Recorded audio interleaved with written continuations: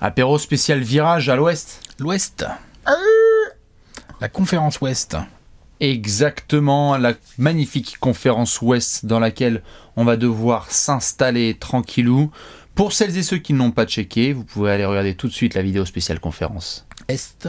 dans laquelle on a parlé de 15 franchises. Magnifique vidéo, on a fait un gros tour de tout ce qu'il fallait suivre sur ce dernier mois de compète, puisque nous sommes à peu de choses près, à un mois du dernier jour de la saison régulière et donc à un peu plus d'un mois du début du play-in tournament et à donc un mois et une semaine à peu près du début des playoffs. Hein, exactement. C'est quand même sympa tout ça. Tout C'est à un fait. petit programme. On va se régaler. Vous le savez, dans ce dernier virage, il y a des matchs qui vous font rompicher, mais il y a aussi des choses à devoir suivre de près, des retours de blessures, des gens qui vont devoir préchauffer bien gentiment, des jeux de classement. Bref, ça va être incroyable. Et cette vidéo, évidemment, sera suivie par Phil Jackson, dont on sera peut-être amené à reparler dans quelques minutes. Zen. Tranquille. Zen total, voilà. Non, ce qui est sûr et certain, c'est que les annonces, elles restent les mêmes. Je rappelle qu'à partir de ce dimanche 14 mars jusqu'au 27 mars, vous pouvez voir les matchs de NBA 1 heure plus tôt que d'habitude, puisque nous avons le changement d'heure qui est un petit peu différent en France et aux States. Ça, c'est la vraie bonne nouvelle de cette vidéo. Quand même. Hein. Voilà. Oui, parce que ce qu'on va dire, c'est de la merde, donc autant C'est regarder pas juste forcément des bonnes nouvelles. C'est ça. Ouh. Bah, pas forcément. Ah bah non, tout à fait. On peut avoir plein de choses qui peuvent être négatives. Mais donc, retenez bien ça. Et puis, on vous attend comme d'hab dans les commentaires, parce que nous, on va suivre des choses, mais il y en a aussi que vous allez regarder de très très près. Comme Exactement. on est bon? Exactement. Oui, on est bon. On est prêt. À moins que tu avais un autre truc en intro. Non. Vas-y. Je suis prêt. Moi, là, je me sors une petite stat là pour étayer mon propos toujours aussi pertinent, comme tu le sais. C'est ça. Stats. Avancé, NBA, Google. On est prêt. 10 choses à suivre dans la conférence Ouest sur ce dernier virage de la saison. Alex, the floor is yours. J'étais en train de me regarder la stat du nombre de matchs joués par Dillon Brooks cette saison avec les Grizzlies. Ça fait partie des choses qui vont m'intéresser sur ce dernier mois de compétition. C'est jusqu'à quel point les Grizzlies peuvent continuer sur ce rythme. Ja Morant, évidemment. Hein, est-ce que Ja Morant peut continuer comme ça à saucer la ligue? Est-ce que Ja Morant est humain? Voilà, c'est ça. Si oui, il va peut-être falloir le considérer dans un trophée individuel qui n'est pas forcément le MIP. Le considérer, j'ai dit. Il s'agirait d'oser. Voilà, je vais le considérer. Et ce qui est surtout à considérer, c'est la possibilité que Memphis finisse deuxième de l'Ouest quand même. C'est quel cas là? Ils sont deuxième, mais il faut encore y rester. Tu vois, là, ils sont deuxième, mais c'est parce que, tu vois, les Warriors ont perdu, quoi. On va reparler des Warriors. Voilà, on va reparler des Warriors, mais c'est très serré. Le Jazz n'est pas encore du tout out de cette course. Même les Mavs, là, qui remontent en flèche, peuvent se dire, attends, sur un malentendu, nous, si on continue comme ça, on peut aller chercher la deuxième place de l'Ouest. Est-ce que les Grizzlies, qu'on mettait pas du tout à cette place-là en pré-saison, évidemment, peuvent continuer comme ça avec ce beau collectif, avec ce Ja Morant, avec Jaren Jackson Jr. et tout. Et donc, du coup, je me disais, tiens, un retour de Dillon Brooks, ça ferait pas de mal. Ça ramènerait un peu de profondeur, ça permettrait de tourner avec du Desmond Bane ou d'autres garçons comme ça sur les postes 2-3, quoi, on va dire. Ouais, Zier. Ça comment Zier. Zier Smith, Zier Williams. Comment il s'appelait l'autre? Zaire Smith. C'était pas Zier. Ouais. C'est ça, hein, c'est pour ça que j'ai... On l'a pas beaucoup vu, lui. Hein. Très bon transfert. Ouais. Bien content. N'empêche qu'on n'a pas eu Michael Bridges comme ça. Ouais, c'est quand même intéressant. Bref, les Grizzlies, ouais, je vais regarder comment ils jouent, je vais regarder comment Tyler Jenkins gère son effectif là d'ici la fin de saison, parce qu'en fait, ça y est, les Grizzlies sont clairement en position de débarquer en play-off sans passer par le play-in. Là, je pense que là, je prends pas beaucoup de risques en disant ça. Ils sont en position d'avoir l'avantage du terrain au minimum au premier tour. Ils ont un super public. Ils ont une jeune superstar, c'est pas juste une star, c'est une superstar en devenir, et pour combien de temps on verra, mais en Ja Morant, ils ont des bons lieutenants, ils ont beaucoup de choses hyper intéressantes pour eux, et donc là, les semaines qui arrivent vont être cruciales pour eux. Faut évidemment bien gérer l'effectif et éviter les mauvaises nouvelles de blessures, et si ça pouvait récupérer un petit Dillon Brooks pour amener le fighting spirit comme on aime bien, et amener encore un peu plus de profondeur à cette rotation qui est déjà bien équilibrée, bah ouais, ça serait limite une garantie de plus de pouvoir tenir et de rester deuxième, quoi. Les Grizzlies qui restent deuxième, ce serait fort. Ça serait fort et ça en dirait long sur les playoffs à venir. La phrase est incroyable. T'as pas envie de les jouer en playoff, cette équipe-là, les Grizzlies. Non, du tout. Combien il a joué, Yann Brooks, de match? Rien, il en a raté beaucoup. Il en a joué 21 seulement pour l'instant. Et surtout, il n'a pas joué depuis le 23 décembre. Ouf. Tu vois, c'est la dernière fois qu'il a joué, c'était contre Golden State. Ouf. Et il s'est blessé et ça n'a pas empêché l'équipe d'enchaîner 1, 2, 3, 4, 5, 6, 7, 8, 9, 10, 11 victoires de suite. Ah non, mais attends, depuis Noël. Ils sont trop forts. Donc, ils peuvent jouer sans Dillon Brooks. C'est pas ce que je dis. Je dis juste que là, un Dillon Brooks qui revient, connaissant la mentalité du garçon et sa capacité à provoquer des choses. Oui, bon, sa sélection de shoot, ça c'est sûr, c'est peut-être pas ce qu'il y a de mieux. Encore que quand il est en feu, c'est Kobe. C'est très très Voilà. Non, les je suis d'accord. Grizzlies à suivre très fort parce qu'on est quand même là face à une équipe ultra surprise et qui peut continuer en fait à surprendre. Complètement. Memphis, on a hâte de voir quel est le niveau de bordel qu'ils vont mettre à l'ouest, parce qu'il y a des équipes qui sont là. Nous, ça fait longtemps qu'on fait la queue et eux, ils arrivent. En fait, on va tous vous griller, j'ai pas le temps. C'est ça. Voilà. Dillon Brooks, je demandais parce que je crois qu'il est en train de nous faire un truc assez rare. Je crois qu'il a joué donc 20 matchs et qu'il a genre 10 fautes techniques en 10 matchs. Donc, Brooks n'a pas la langue dans sa poche. Voilà. Ça, on le sait. Je crois qu'il était encore leader du classement alors qu'il était blessé depuis 3 mois. Mais tu vois, en play-off, avoir un mec comme ça qui revient, même s'il n'est pas à 100%, en termes de forte tête, d'esprit, défense. De défense, de mission à faire sur un terrain. Moi, j'ai envie d'avoir Dillon Brooks dans mon équipe, en fait. Ah bah oui, ouais, je veux bien être en demi-finale au premier tour et avoir Dillon Brooks qui te lockdown tout terrain. Tu vois, si tu dois jouer des Mavericks et que tu dois envoyer je veux bien envoyer Dillon Brooks en fait en premier rideau sur Luka. Non, bien sûr. Ou même là, en sortie de play-in, tu dois affronter Minnesota. Oui. T'es bien content d'avoir quelqu'un. Tu vas pas éteindre Anthony Edwards et D'Angelo Russell, mais tu as quelqu'un pour envoyer faire le sale boulot. Ouais. Je suis d'accord. Ouais. Ça fait partie des grosses missions. Donc voilà. Très bien. Je vais prendre une lampée. Attention. Je t'en prie. Parce que c'est l'équipe qui, pour moi, a le plus de pression de toute la NBA sur cette fin de saison et dont on ne parle pas assez. L'équipe que je vais surveiller le plus, c'est Utah et leur santé. On le sait, on les attendait à la trade deadline. Ils devaient faire potentiellement des mouvements. Ils n'ont pas fait grand-chose. Ils ont l'impression, t'as raison. Et il n'y a aucune... Regardez le classement de la conférence Ouest. Il n'y a aucune équipe qui a autant la pression dans le top 6 que Utah. Phoenix, ok, c'est bien. On le sait, t'es allé en finale NBA, t'essaies d'y retourner, mais le niveau de pression, c'est surtout de savoir si Chris Paul va revenir. Mais donc, c'est énorme, on va en reparler. Ah, bien sûr, il y a une vraie pression. Mais tu vois, Golden State. Un gros matelas, t'es bien premier, quoi. T'es bien premier. Dallas, l'objectif, c'est de passer un tour. On va en parler aussi. Tout à fait. Pour Denver, tu vas récupérer peut-être Michael Porter Jr., Jamal Murray, on va en reparler, etc. Mais Utah, là. Utah, ils sont partis d'un principe, c'est que on a envie que notre effectif soit en parfaite santé le 10 avril. Parce que pour eux, selon leur management, coach, etc., s'ils ont un effectif complet et que ça joue sans qu'il y ait de blessure, pour eux, ils vont le plus loin possible. Et je peux les entendre et les croire. Oui, on peut les croire, je sais pas, on peut les entendre.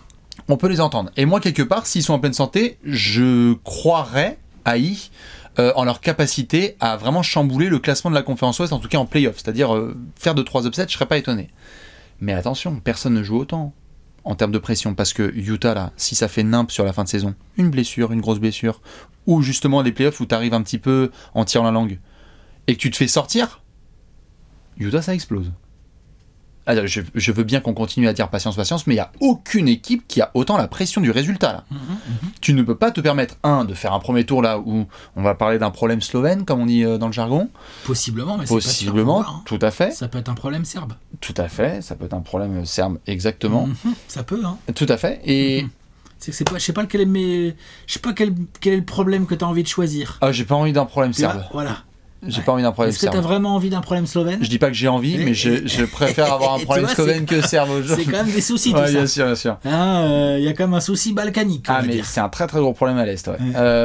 Et donc bref, Utah, je sais que ça excite pas les foules, mais moi, ça va faire partie des équipes que je vais regarder le plus sur la fin de saison, parce que je crois qu'on n'est pas prêt pour l'été du Jazz s'ils sont en contre-performance pendant la fin de saison régulière et les playoffs.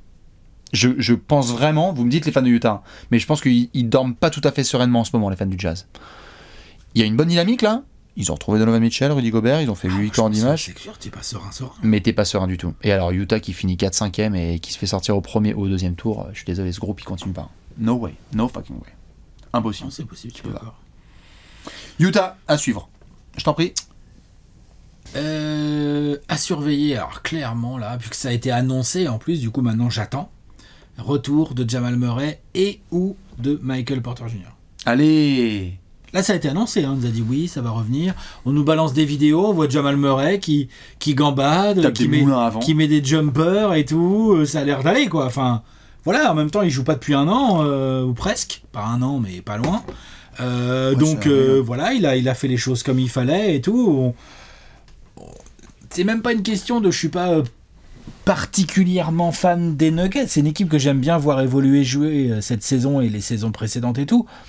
Mais là, effectivement, vu comment Nikola Jokic joue au basket, ah ouais, j'ai envie de voir avec Jamal Murray et Michael Porter Jr. autour, ouais, parce que je pense que ça sera mieux quand même que Monte Morris et Will Barton, enfin, ou c'est qui le poste 3 là en l'absence de, enfin tu vois, à voir comment il bricolera sa rotation, mais je veux dire, t'amènes et du talent, et de la profondeur, et des solutions nouvelles autour du mec qui crée le plus de solutions de toute la ligue, quoi, tu vois, donc... Et les mecs se connaissent.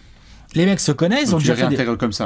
Ils ont déjà fait les playoffs ensemble, ils connaissent les systèmes, le coach est toujours le même, la rotation elle a pas tant bougé, je veux dire Aaron Gordon ils l'ont re-signé mais il était déjà là depuis 6 mois la saison dernière, la hiérarchie elle est claire, enfin non ouais alors là clairement, là sur les 4 semaines qui viennent, là du jour au lendemain tu me dis c'est bon ça y est Jamal Murray sera en tenue demain, je regarde le match, les problèmes. Je regarde le match, oui, je regarde tout de suite, et alors là attention les problèmes. Et la concurrence regarde le match aussi. Ouais, ah merde, ah mince. Putain il est en forme. Putain mais ah ouais. Parce que moi, je préférais quand c'était Campazzo quand même avec le end-off avec Jokic, parce que c'était quand même un peu plus cool.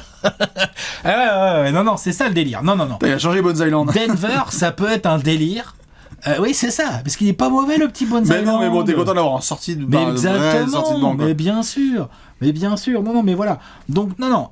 Parmi les trucs à suivre sur cette fin de saison, à l'Ouest, il y a clairement les retours, les retours et leur timing. Donc, de Jamal Murray et Michael Porter Jr.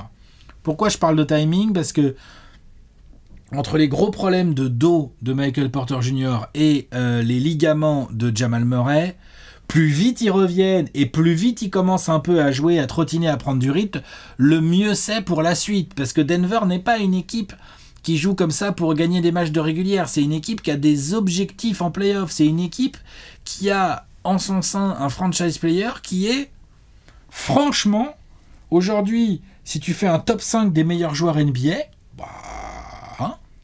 tu peux mettre Nikola Jokic dedans. Non. Alors ouais, je pousserai même plus loin. Si tu le mets pas, t'as un problème. On est bien. Oui, enfin après il y a des gens qui vont me dire non, mais attends, tu rigoles. Non, tu mets pas Nikola Jokic dans les 5 meilleurs basketteurs de la planète. Giannis, Kawhi quand il est là, LeBron. Il y en a qui vont. Enfin, bref. Voilà. Non, mais je sais, mais moi je le mets. Hein. Il est là. C'est pas le sujet. Il est à table avec eux.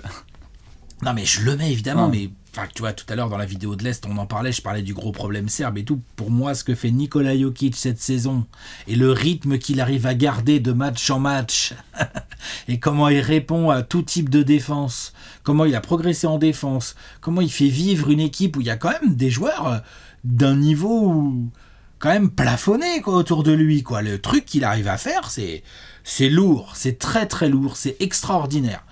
Donc là, oui, j'ai envie de voir Nikola Jokic avec un vrai poste 1, Jamal Murray, qui plus est de talent, hein, Jamal Murray. Avec qui ils s'entendent comme ça, hein, parce que les deux... Et puis Jamal Murray, comme tu disais tout à l'heure, ils se connaissent déjà, et puis en plus, c'est pas comme s'ils se connaissaient juste. Jamal Murray, il a sali des séries de playoffs déjà, hein. Donc c'est pas le clampin du coin qui revient, quoi. Ah non, c'est Michael Jordan de la bulle. Hein. C'est lourd, quoi, c'est lourd. Je suis bien placé pour le savoir. L'année dernière, les Suns ont fumé les Nuggets 104. Il n'y avait pas de Jamal Murray. T'étais bien content. On est quand même content, quoi. Tu vois, t'es quand même content. Tu dis, bah oui, c'est vrai que Monte Morris, bon, c'est un peu plus facile à jouer, quoi. Il est fort, j'adore Monte Morris, mais voilà. Donc, non, ça, je vais surveiller. Lourd, c'est sûr, je vais surveiller parce que c'est très, très mauvaise nouvelle pour toute la conférence Ouest. Les Nuggets avec Murray et Porter Jr. Oh là là. Tu gardes quand même tes attentes, entre guillemets, si je peux me permettre, au niveau des fans de Denver, le lapsus, Tu gardes quand même tes attentes un peu basses quand même, c'est-à-dire qu'on est parti du postulat que cette saison était particulière, donc l'objectif c'est d'avoir Jamal Murray à 100% la saison prochaine. Oui, quand même. C'est pour ça que j'aimerais bien qu'il revienne vite, Et pour c'est avoir un ça. peu de temps pour se mettre en rythme. Tu fais la Paul George qui revient, qui fait quelques matchs de fin de saison, et comme ça la saison suivante, here I'm back, motherfuckers. Ouais. C'est vraiment le retour de Jamal Murray et de Michael Porter Jr. avec une petite surprise ou deux en playoff, mais c'est juste là à court terme, je me dis rien que déjà, fuck les résultats, si déjà Jamal Murray peut revenir à 100%, c'est le plus important. Ouais, je suis d'accord. Donc ça, c'est à suivre très fort. Ouais. Qu'est-ce que t'as d'autre? Par quoi je vais passer là? Je vais descendre un peu dans le classement. Ouais.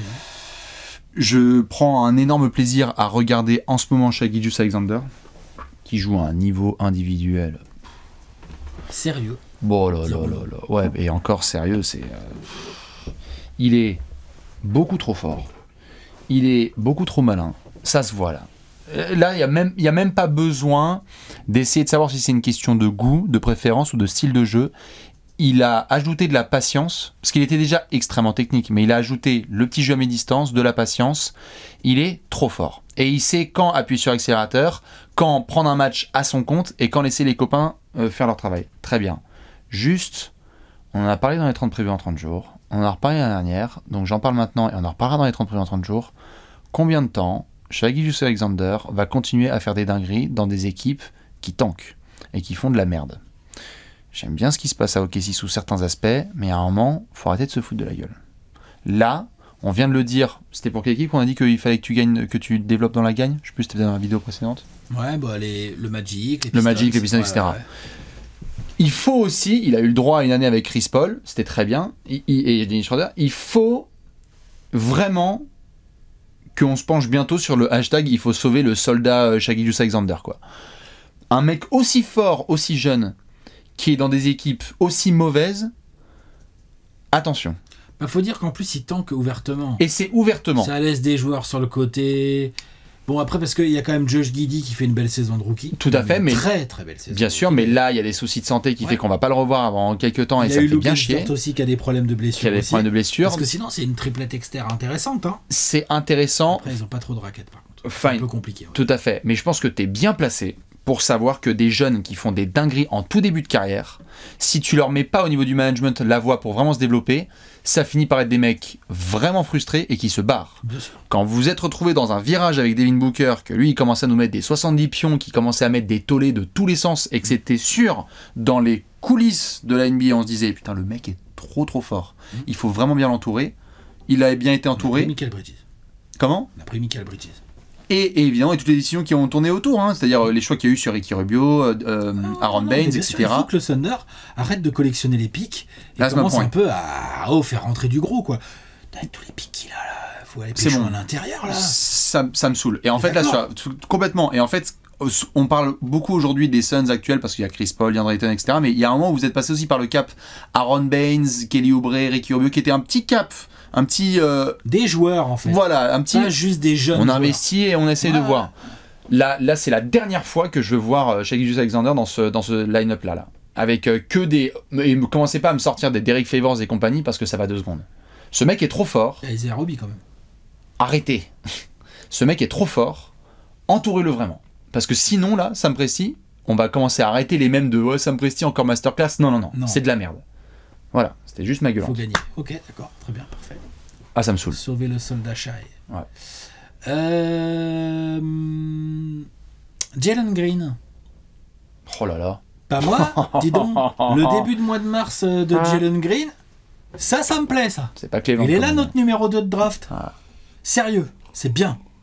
Appliqué, il s'applique au tir, il choisit mieux ses tirs, et surtout, du coup, il se met en position de vraiment nous montrer son talent. Balle en main, c'est trop bien. Ses qualités athlétiques, ses qualités en ISO, où il est capable de faire des grosses différences, soit en pull-up, soit en drivant. Une fois qu'il a passé le premier appui, en fait, vu comment il est athlétique et il est... C'est une anguille. Ouais, une anguille athlétique. Hein. Ah ouais, assez relou. C'est une anguille qui a de la détente. C'est une espèce qui est un peu rare. Ouais. C'est-à-dire que c'est une anguille, mais ça monte. Hein. C'est que...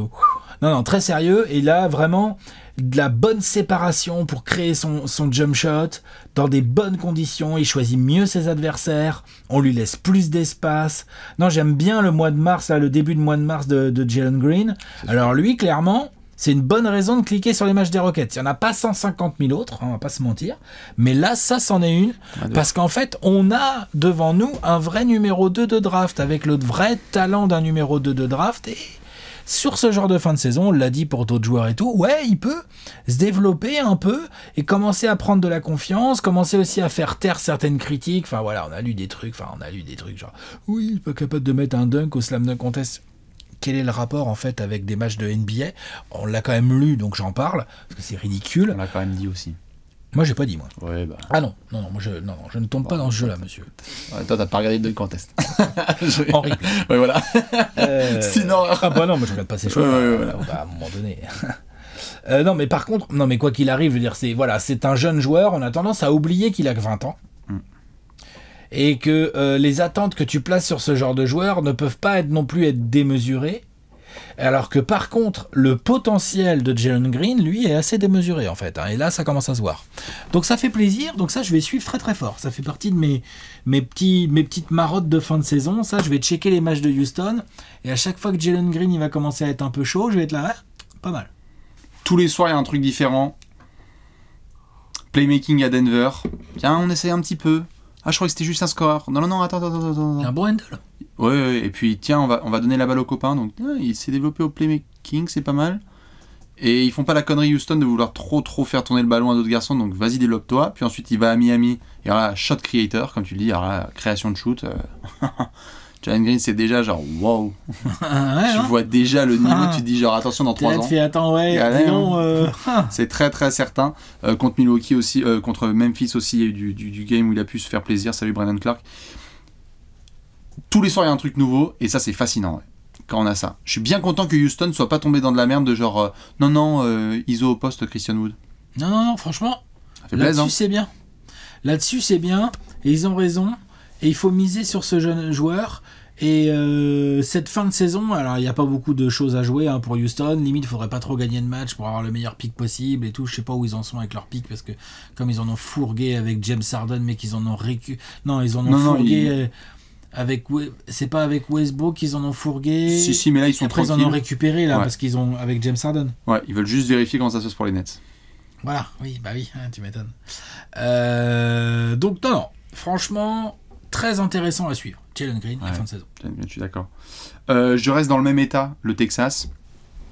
On a parlé de problème serbe. On va se ramener sur un problème slovène. Comment dire ? Gros choix fait à la trade deadline. On était là genre, what ? Ah tiens, le transfert, c'est Porzingis qui part. On était tous hallucinés du transfert de Kristaps parce qu'on avait vu certaines choses qui nous troublaient, mais de là, le transfert à la deadline, eh bah putain... L'intégration de Spencer Dinwiddie, c'est impeccable. C'est pas mal, hein. C'est une sorte d'addition par soustraction. Tu as enlevé Porzingis, tu as réglé certains problèmes, tu as responsabilisé évidemment Kleber, Dwight Powell et compagnie. Tu as Spencer Dinwiddie où c'est super, ça offre un nouveau ball handler en sortie de banc. Donc très bien, Jalen Brunson, Spencer Dinwiddie, Luka Doncic. En ce moment, en ce moment, tu vois, pareil, on disait qu'ils sont les meilleurs joueurs de la planète. En ce moment, regardez Luka Doncic jouer au basket, c'est n'importe quoi. Voilà, je préfère le dire. Il est un peu gênant. Il est beaucoup trop fort. Il met des défenseurs dans l'embarras. Il est beaucoup trop fort. Et là, le postulat des Mavs, il est clair. On parlait d'Utah là tout à l'heure. En termes de franchise qui a buté sur les Clippers au premier tour, où il est tombé sur et Kawhi et Paul George, où il était pas très loin la saison dernière de les sortir. Ça menait dans la série et tout. Là, Luka, il est en train de se ramener dans une position où on va peut-être assister, entre guillemets, enfin, au début de Luka Doncic en playoff contre autre chose que des Clippers qui ont 2 des meilleurs extérieurs défenseurs de toute la NBA. Et là, j'ai très très hâte. Et je suis très content de ne pas avoir une équipe qui va l'affronter au premier tour. Parce que Luka Doncic, en confiance, on lui a enlevé Porzingis de ses pattes, tout le monde il est content autour de lui.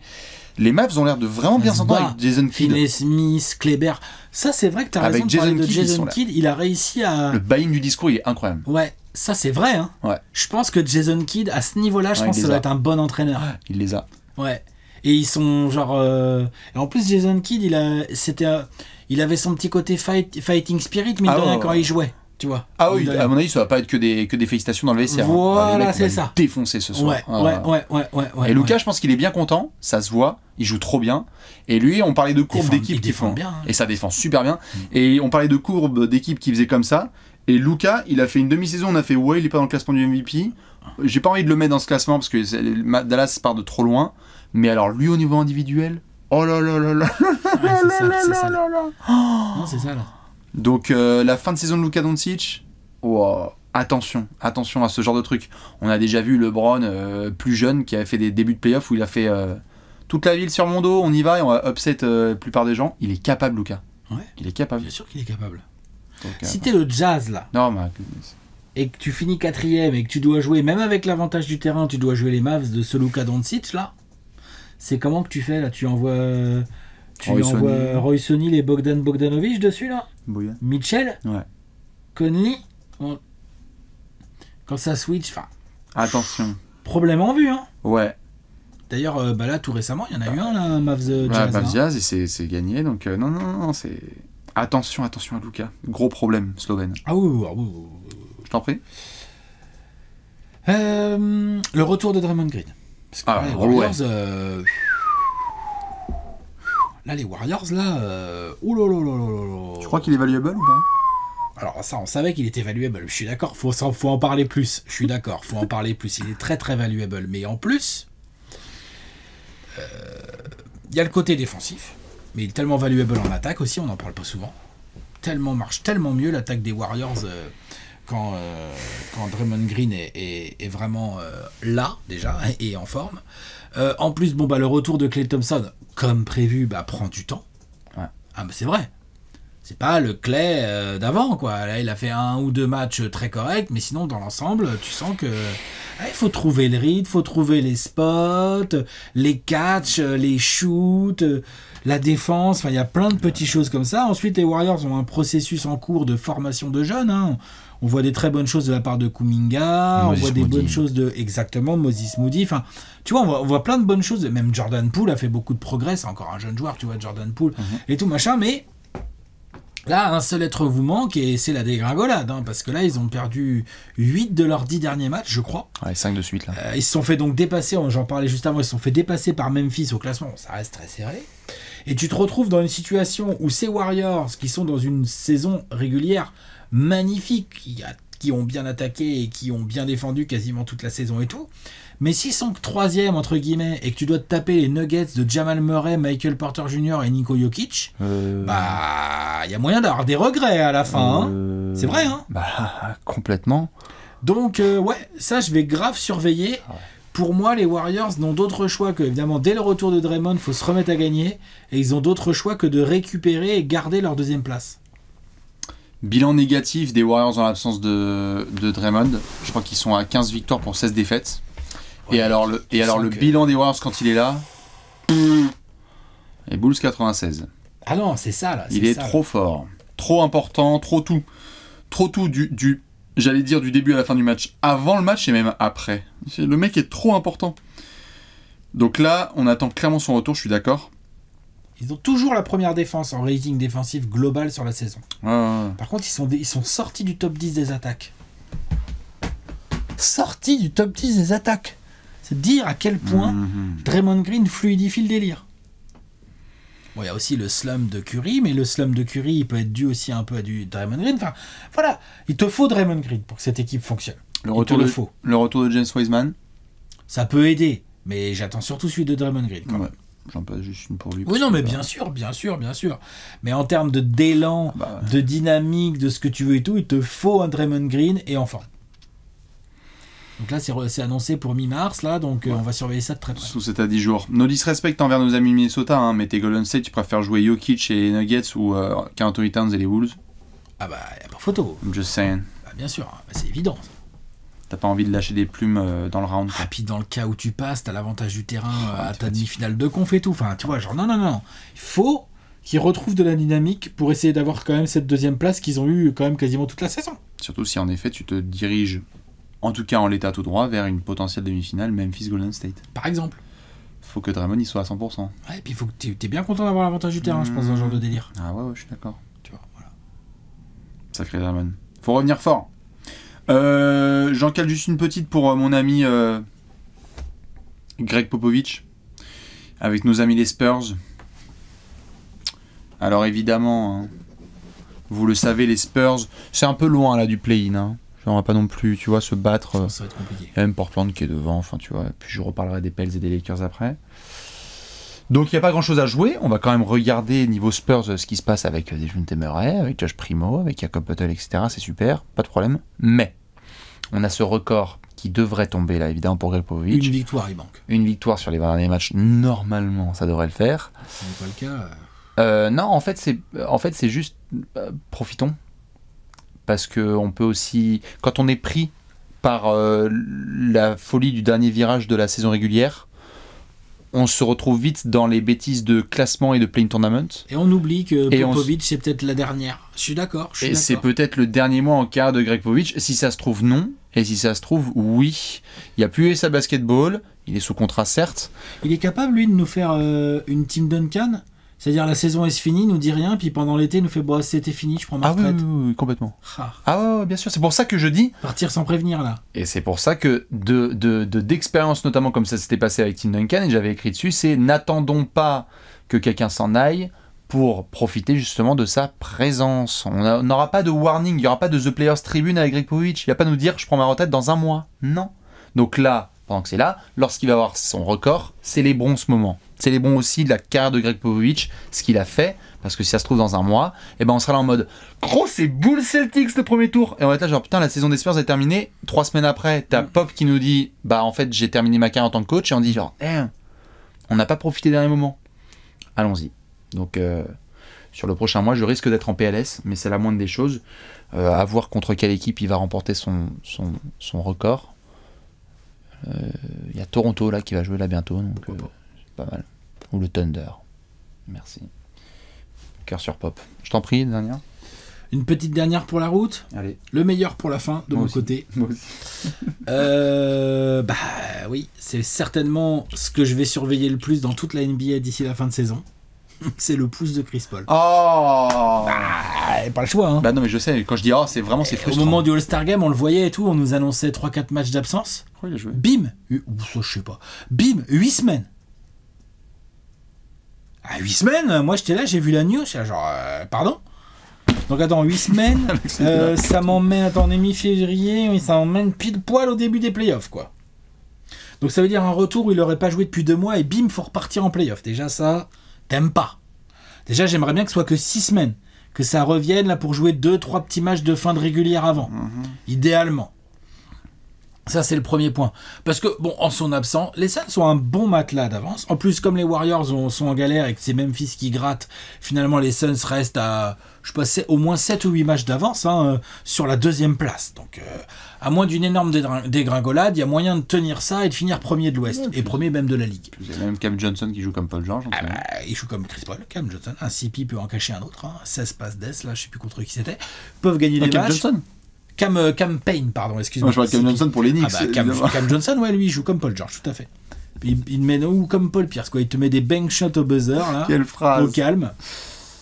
Non, il se passe plein de choses intéressantes. Landry Shamet, ça le réveille un peu. Tu donnes du temps de jeu à Ron Holiday, parce qu'en plus, en ce moment, comme voilà, une mauvaise nouvelle ne va jamais toute seule. T'as quand même Booker qui se tape un petit LCN safety protocol. Alors bon, c'est pas grave, il est jeune, machin et tout. N'empêche que du coup, c'est conjointement, c'est-à-dire que tu te retrouves avec des matchs où les Suns démarrent avec Cameron Payne et Landry Shamet titulaires à l'arrière. Ça te rappelle 2015. Hein. Faut reconnaître que pour jouer les Bucks, là, c'était quand? C'était dimanche, là. T'es là, tu dis, c'est vrai que bon, ça résiste, parce que c'est une équipe qui joue bien, parce que c'est une équipe avec un front de courte ultra défensif et très compliqué à jouer, même pour les Bucks, avec de la profondeur, avec un coach qui connaît bien ses gars. En plus, les petits ajouts là, de la trade deadline, mine de rien, les Torrey Craig ou les gars comme ça, t'es quand même content de les voir rentrer en jeu.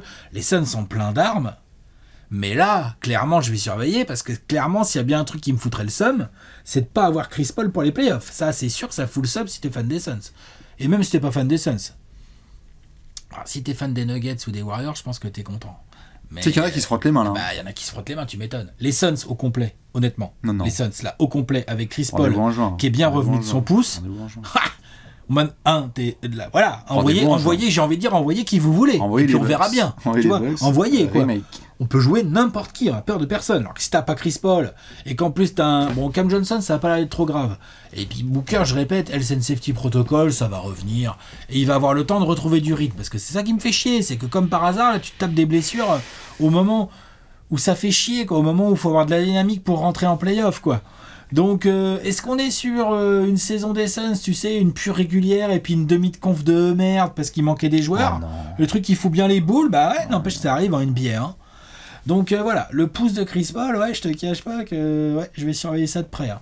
De près, j'aimerais bien vraiment que là, fin mars, on dise bon, il revient, il va jouer 3-4 matchs pour se mettre en route. Parce que si tu dois revenir direct en premier tour de playoff, bon, ça devrait aller, le premier tour de playoff, les Suns devraient être quand même largement favoris, mais ça fait chier quand même. Ah bah tu te compliques les tâches quoi. Ouais, tu te compliques les tâches, puis ça veut dire que Chris Paul qui a quand même un petit historique. Hein, ma foi. Ah bah il y aura pas grand chose de plus Chris Paul que la saison la plus dingue de l'histoire des Suns. Les mecs sont trop forts, ça va tout droit. Les 64 Suns victoires. Par contre, ils ont fait sortis au deuxième tour. Chris Paul, 13 points, 7 passes. Merde. Avec un pouce 2 en moins. 2 matchs sur 6. Ouais, de ouf. Non, c'est Wow. attention à ça, ouais, c'est so Bad CP3. trip, ça. Ouais, j'avoue. Donc ça, j'avoue que... Tu dors comment en ce moment? Oh, je dors très bien, faut pas exagérer, on a d'autres problèmes plus graves. Mais oui, je vais surveiller, parce que où est-ce qu'il en est-ce qu'il va bien revenir? Après, le staff médical s'est montré ultra optimiste, ils ont vraiment dit c'est 6 à 8 semaines, mais il pourra jouer. C'est pas genre on réévalue et tout, mais avec ces blessures-là, les doigts et tout, oh là là. En plus, c'est la main droite, hein, donc là, il n'y a pas de soluce, faut qu'il puisse jouer. C'est pas genre comme l'année dernière avec son épaule gauche où il avait essayé de nous faire quelque chose quand même, quoi. Attention, tout à fait. On a déjà vu dans l'histoire de la NBA des équipes qui font des gigas saisons régulières et t'as une blessure de dingue à 6 semaines du truc et tu fais voilà. Ben voilà. Plier les bagages. Fallait se blesser en octobre. Ouais, on a déjà vu, mais bien sûr. Donc j'espère que ça sera pas pour les Suns cette année. Est-ce que t'as un petit quelque chose pour finir, toi, à nous faire, à nous proposer? Moi aussi, je termine. Un gros quelque chose? Ouais, je termine avec le meilleur pour la fin. Lakers, Pélicans. Rendez-vous au play-in tournament.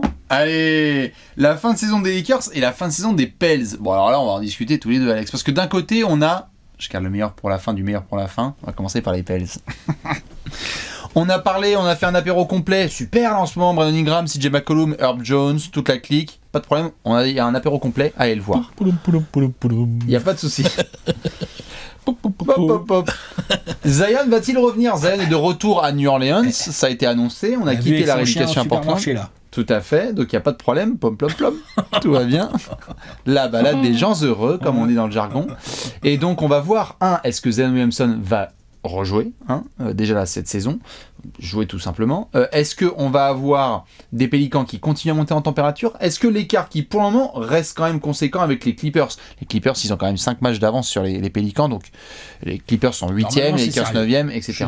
Mais les Pélicans ont l'air d'être sur une dynamique qui va les permettre de garder la distance avec nos amis les Blazers et les Spurs qui eux essayent de toquer le play-in tournament, mais Portland a l'air de vouloir gentiment protéger son pic, on va voir pour les Spurs aussi, donc la question c'est de savoir entre Pélicans et Lakers comment ça va se passer. Et côté Lakers, bah alors là, bon, je reparlerai pas de la perf de LeBron contre les Warriors, tout va bien, mais au pétard, y a-t-il une seule semaine sans qu'il y ait un drama, sans qu'il y ait quoi que ce soit? Là évidemment, on a eu l'occasion de discuter des propos tenus par la chérie de Russell Westbrook, Nina Westbrook, on a eu des rumeurs sur Phil Jackson, qui donne des petits conseils à droite à gauche, à Jenny Buss, parce que tu sais, c'est comme Tinder, faut reprendre des nouvelles. Je vais zénifier tout ça, moi. Tout à fait. Là, ce qu'il lui dit. Calme. Est-ce que tu vois DJ Augustine? S'ils font revenir Calme. Phil Jackson dans l'environnement en espèce de... C'est impossible. Tu le vois pas en conseiller spécial de je sais pas mais quoi? Mais il y a LeBron, il se barre dans la minute, ils ont un bif de malade entre LeBron et Phil Jackson. Ouais. Depuis l'histoire du Possi, là, c'est ça? Bah ouais. Tu crois que c'est pas du tout enterré, ça? Non. Ok. Non, je pense que LeBron, tu lui dis ça, il va faire genre... Ah ouais? D'accord, ok. Mais, possible. Mais par contre, s'il y a bien un genre, c'est Phil Jackson de faire genre... Tiens, c'est marrant, je m'en bats les couilles. Jenny. Ouais, mais elle, je pense qu'elle s'en battra un peu les couilles quand même. Oui. Mais bon, tu prévois l'avenir, et puis je te cache pas que c'est aussi ce qu'on appelle un peu de sel et de poivre et toutes les herbes que tu veux autour de LeBron qui dit moi j'adorerais jouer avec mon fils, donc où que ce soit. Donc il y en a qui aussi au management des Lakers se disent Il stresse. Est-ce qu'il va faire toute sa fin de carrière à Los Angeles? On sait pas. On sait pas. Donc voilà, je suis pas en train de faire un état catastrophique des Lakers, on sait déjà comment c'est. Ça va mal, hein. Mais ça va très très mal, voilà. C'est une catastrophe quand même. Et donc, là, actuellement, les Lakers sont 9e, 28 victoires, 36 défaites. Les Pélicans sont 10e, 27 victoires, 37 défaites. Je ne pense pas que les Lakers vont louper le play-in tournament. Je pense que ça devrait aller. On va voir le retour d'Anthony Davis. On va essayer de voir si LeBron et AD peuvent se ramener au play-in tournament à fond 48 minutes. C'est quand même l'objectif. Et à côté, juste, excusez-moi, est-ce qu'on peut avoir un match de play-in tournament entre les Pélicans et les Lakers? Les Pélicans, Anthony Davis, Brandon Ingram, allô, les retrouvailles. Ça peut être cool. C'est vrai qu'il n'y a plus Lonzo, il n'y a plus Josh Hart et non, tout, mais ça mais peut être rigolo. quand même, on y va quoi. Les Pels face aux Lakers. Pels là, ils peuvent vraiment les faire chier. Et du coup, c'est où? C'est au Staples Center ou au Smoothie King Center? Parce que s'il y a Anthony Davis qui revient au Smoothie King Center, ça peut aller dans tous les sens. Ça peut être de l'autre côté, Jonas Valanciunas qui fait le match de sa vie, et à ce moment-là, l'autre il a une statue le lendemain. Ou alors t'as Anthony Davis qui fait son comeback game, qui envoie les Pélicans en vacances. On va se retrouver sur Bourbon Street là. Ah mais c'est sûr. Qui le monsieur? C'est un musicien? Non. C'est un joueur de basket lituanien. Goudron et plume pour Heidi. Donnez-lui les colliers à JV. Jonas, mets-lui tous les colliers de perles, tous les colliers de couleur. Vas-y. Donc bref, Lakers et Pélicans. Évidemment, Alex, on va suivre la fin de saison des Lakers parce que il n'y a pas un jour sans qu'il se passe un truc. Frank Vogel. Drama sur drama. Il a fini son dossier. Ça marche pas. Je veux dire, bon là, ils ont gagné un match récemment. LeBron a mis 56 points. Les mecs, ils ont mis 56 points. Ils ont gagné de justesse contre les Warriors, dont on vient de dire qu'ils ont du mal à mettre des paniers en ce moment, tu vois. Donc voilà. À côté de ça, ils perdent beaucoup. Je veux dire, enfin, voilà. Anthony Davis, on se pose des questions sur son état de santé. Lui aussi, il est censé revenir d'ici la fin mars. Hein. Ah ouais, c'est pour ça. Ouais, bah, je veux bien voir aussi comment il revient, quand il revient, dans quel timing il revient et tout. Bah, ouais. Donc, à voir. Si ça se trouve, il y a un scénario dans lequel les Lakers ne font pas les playoffs. Ah ben il y en a un. Il y en a un très sérieux. Il y en a plusieurs même. Tout à fait. Il y a un scénario dans lequel remake premier tour Lakers Suns. Oui. Avec Chris Paul qui est pas là. Ouais, bah le bad. L'enfer. Tu vois. Hein, donc juste la fin de saison des Lakers, je veux voir jusqu'où va ce bordel. Un truc badant. Ouais, je suis d'accord. Voilà à peu près évidemment toute la belle dynamique qu'on a dit du côté de CJ McCollum et Brandon Ingram. On a fait le tour. Allez, on a fait le tour, c'est bien. On a fait le tour, évidemment, dites-nous ce que vous en pensez en commentaire. Je fais juste un petit tour pour les équipes qui disent « Ah, vous n'avez pas parlé de nous ». Minnesota, on s'était dit en off, on n'avait pas forcément un focus. C'est qu'il y a une raison. Voilà. Mais non, on va suivre quand même le fait que Anthony Edwards doit revenir quand même bien en forme. Et ils doivent s'assurer, attention à pas faire de bêtises au play-in tournament. Parce qu'il y a une petite marge avec les Nuggets. Il y a 3 défaites d'écart. Pas fini, hein. Ouais. Et Minnesota doit pas choquer le play-in tournament, hein. Non, mais leur objectif, ça doit être d'aller gratter le top 6. Hein. Ça va pas être facile, hein. Mais c'est leur objectif. Il faut là. Minnesota, t'as dit que tu voulais retourner en playoff, let's go. Ah ouais, là, il faut là. Les Clippers, bon, il n'y a pas grand chose vu qu'on n'a pas de nouvelles sur Paul George et Kawhi. On n'a pas trop de nouvelles de timing sur Paul George et Kawhi, donc malheureusement pour eux, même si l'équipe se bat bien, on voit pas trop comment ils vont pouvoir tellement changer leur situation, quoi. C'est ça. Portland, évidemment, on les laisse de côté. Hein. On va voir s'il y a un retour de Lillard, mais moi, j'y crois pas une seconde. Et on va laisser enfin Simons faire ses bêtises. Et on termine enfin avec mes amis les Kings, évidemment, qui ont fait le transfert de Domantas Sabonis pour stopper la série de saisons consécutives sans playoff. C'est vachement bien parti, puisqu'ils sont sur 7 défaites sur les 9 derniers matchs. Impeccable. Nickel. Vous me fatiguez. Nickel. Vraiment, j'ai la bande des papas de gauche, là. Oh putain. Ouais. Eh ben... Bref, dites-nous dans la conférence Ouest ce que vous allez surveiller, sûr et certain, sur cette fin de saison. Ça va être dingue. Je rappelle que la saison régulière se termine le dimanche 10 avril. Si vous êtes curieux et curieuse dans la vie, vous ouvrez un onglet, vous tapez 10 avril NBA programme, vous allez voir les matchs, vous allez être en PLS. Et nous, évidemment, on va se retrouver bientôt pour d'autres petits apéros. Ciao, ciao. À la prochaine émission. Ciao.